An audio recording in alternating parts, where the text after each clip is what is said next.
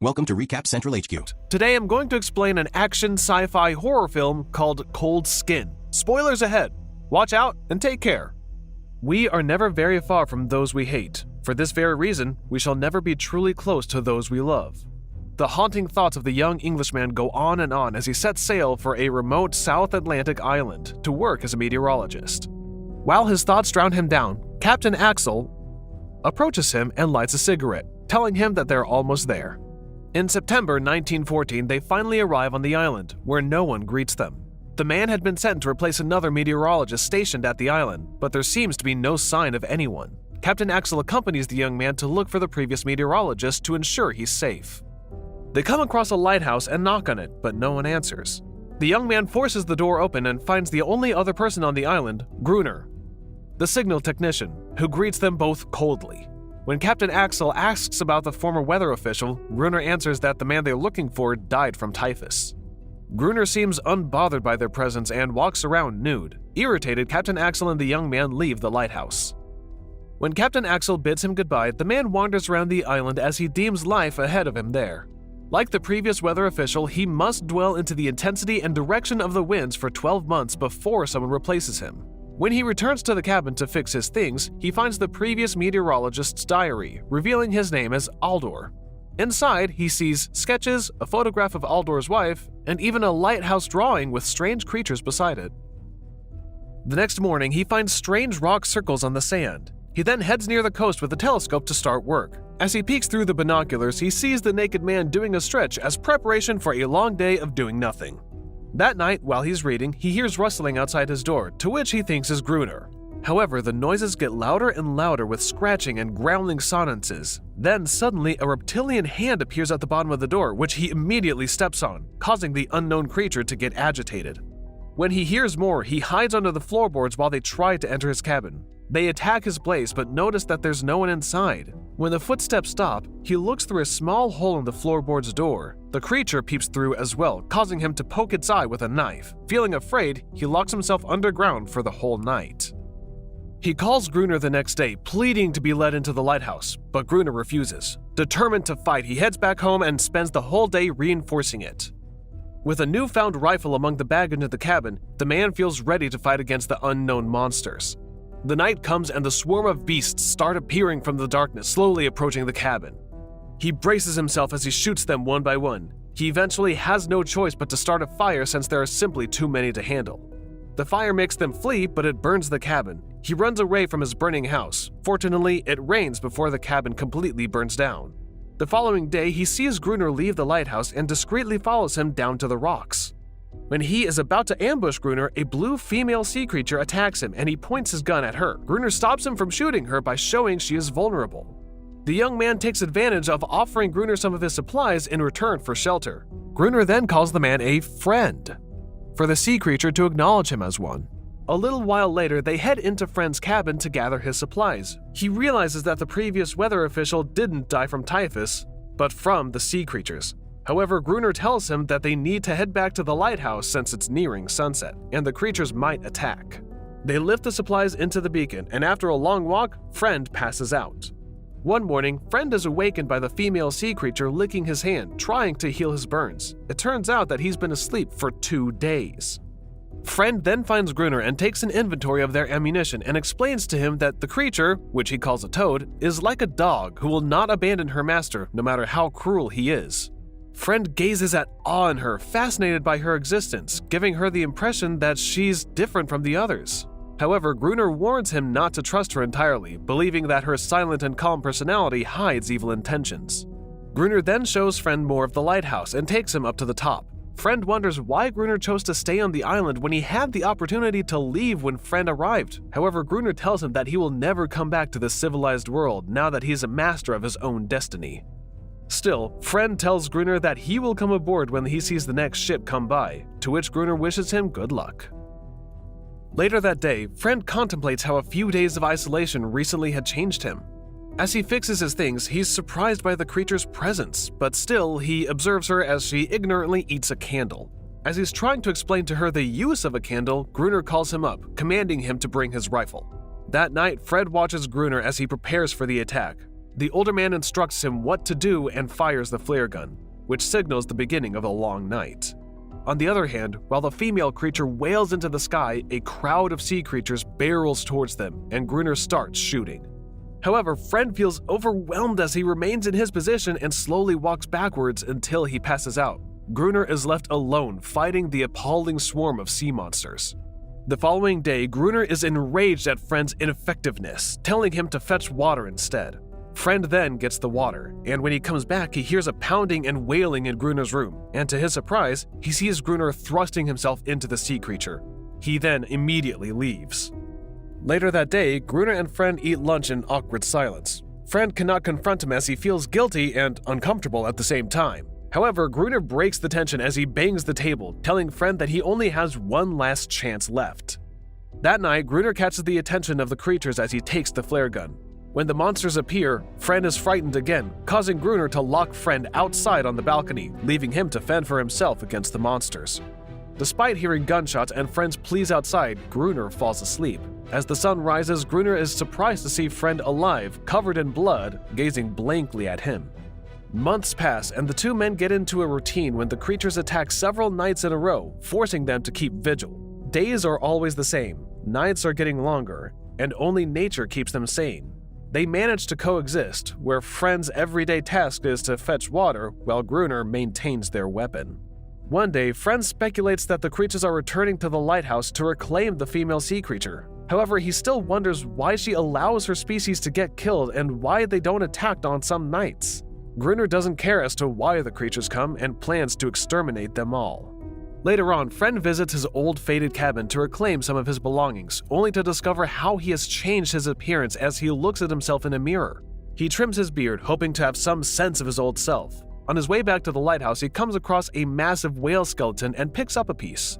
Still, there are no attacks that night, making him believe that the lulls between the fighting are often worse than the battles themselves. Still, they take advantage to prepare for the next attack.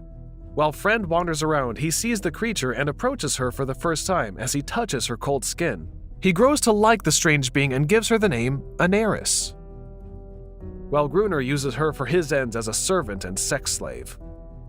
One evening, Gruner invites Friend to play chess. As they play, the young man shares his observations and hypotheses on the existence of the sea creatures. However, Gruner asks him to shut his mouth and play, urging Friend to perform a checkmate.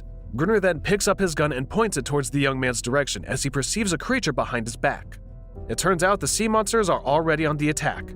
They run into the higher point of the lighthouse as more and more monsters arrive. They fight with their rifles but are getting overwhelmed as the attack came too sudden. Still, they decide to go up to the lantern pane where the light illuminates. Unfortunately, Gruner is badly bitten on the foot as he flees upstairs after locking themselves inside the pane. They spend the night up there while the creatures try to reach them through the glass partition. Thinking that this is his end, Gruner sings a tragic love song until the sun rises and the monsters leave. That morning, Anaris takes care of Gruner's bitten foot as she sticks her tongue into the wound. They cannot survive another war as they are running out of supplies, ammunition, and will. Later that day, Friend perceives a ship from the distance while he roams. He immediately runs inside to get the flare gun. Afraid of having no one to hate, Gruner restrains Friend as he's about to shoot, pinning him to the ground. Anaris tries to protect Friend, which enrages Gruner, causing him to walk out with the flare gun. Feeling frustrated, Friend yells at Gruner, telling him that he's afraid to be left behind and fight alone. A little while later, Friend finds a way to communicate with Anaris by showing her a boat that he carved out of bone, hoping that she would understand. Anaris then leads him to an abandoned rowboat on the shore, away from the lighthouse. At the lighthouse, the young man tells Gruner about the boat, but Gruner says he knows about it, informing him that a Portuguese man used it to get away from a shipwreck, but the creatures killed him. He also claims that the ship's cargo contained dynamite, but he assumes that they're all waterlogged. Meanwhile, Friend is interested in diving into the shipwreck with an atmospheric diving suit, but Gruner disapproves, telling Friend that what he's proposing is a suicide mission. One afternoon, the young man paints the rowboat with hopes of making it work. He then hears a howling from the distance, only to find Anaris enjoying a swim nearby. As he removes his clothes, he slowly approaches her as if he's going to kiss her. Unbeknownst to Friend and Anaris, Gruner is watching. Back at the lighthouse while Friend is reading a book, Gruner hands him a diving suit and changes his mind after witnessing what they did on the pool, secretly hoping that Friend will die in the attempt due to jealousy. The following day, they row out to the shipwreck using the boat. The young man explains a rope tug is their only way to communicate while Friend is underwater, telling Gruner that he will tug the rope 3 times if he needs air supply. He then wears an old diving suit searching for the crates carrying dynamite while Gruner controls the string from the boat. While underwater, Friend finds the container and immediately hooks them up. After hooking up several small boxes, Friend finds an infant sea creature peeking through his suit, causing him to fall. He tugs the rope and starts to panic as more of the creatures surround him. Gruner is just watching the rope, on the verge of abandoning Friend. However, as the young man releases himself from the suit and swims up into the boat, where Gruner immediately helps him up. When they return home, they immediately check the crates and discover that only one box among the others contains explosives that are dry enough to use. The winter is coming. Friend and Gruner devise a plan to entice as many creatures as possible into the lighthouse before detonating the planted dynamite in hopes of scaring them away. However, that night, no one attacked. 3 weeks pass in the blink of an eye, and Gruner is getting impatient while waiting for the big attack. Friend finds Gruner freezing outside, still waiting in desperation for the creatures. Friend asks him to go inside and defuse the detonator for a while. One time, Friend and Gruner are waiting for Aneris' catch for their lunch. However, when Gruner discovers that she brings starfish instead of fish, he kicks her, also blaming her for telling her kind about their plan to scare them. The angry man grabs Friend's shirt, telling them that their new plan is to leave the door open, luring them inside for an ambush. That night, Friend leaves the door open while watching it. Gruner takes the upper ground, preparing to detonate the dynamite. They've been waiting for hours, and it seems like they're not going to attack them.